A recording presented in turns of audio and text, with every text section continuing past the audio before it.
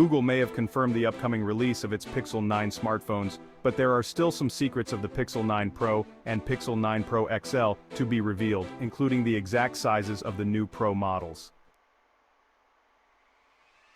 Update Friday, July 26th.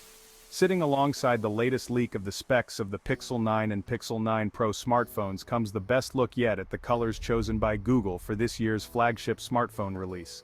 These come from Android Headlines. Look at the protective silicone cases which will go on sale alongside the two Pro models, the Pixel 9 Pro and Pixel 9 Pro XL. The colors are charcoal, porcelain, hazel and rose. Not on show is the rumored Aloe color. This is likely down to Aloe staying as a web-exclusive color and thus not appearing in the product shots available to retailers. One interesting point on the case design is the sculpting around the camera island cutouts. It has a significant amount of curve to it. Google's new design of the Pixel phones calls for an almost cliff-edge drop from the island to the back of the case. That's going to be lost when the phone is placed in the case. Given the previous camera bar handed the Pixel a unique identity, diluting that look for the Pixel 9 family and diluting it again in the case is a courageous choice.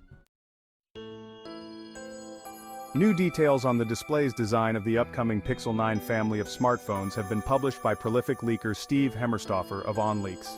His details follow on from last week's confirmation by Google of 3 different Pixel phones, rather than the 2 phones seen last year.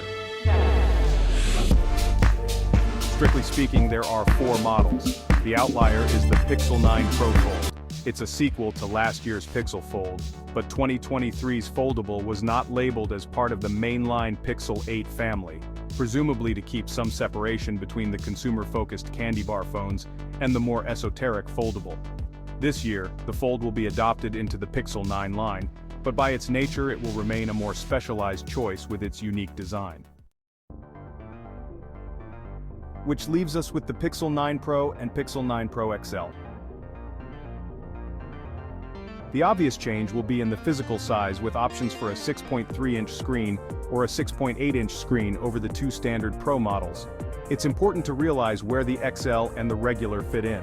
Last year's Pixel 8 Pro offered a larger screen and higher specifications than the Pixel 8. This year, that larger and more powerful role will be handled by the Pixel 9 Pro XL. The Pixel 9 Pro, as opposed to being a direct replacement for the Pixel 8 Pro, will be of a similar size to the Pixel 9, yet the smaller form factor will feature higher specifications. It's an interesting middle ground. Calls for smaller smartphones with the full specs and performance of larger flagships are popular online, and a dedicated audience can be found, but there has been no breakout star of a smaller phone. Whether the Pixel 9 Pro is considered a small phone when last year's Pixel 8 were not seen as such remains to be seen. I'll be interested to see the breakdown between the 3 devices. I suspect that the 9 Pro will be the weakest seller of all the standard Pixel phones, even if it proves to be the most attractive to the online geekerati.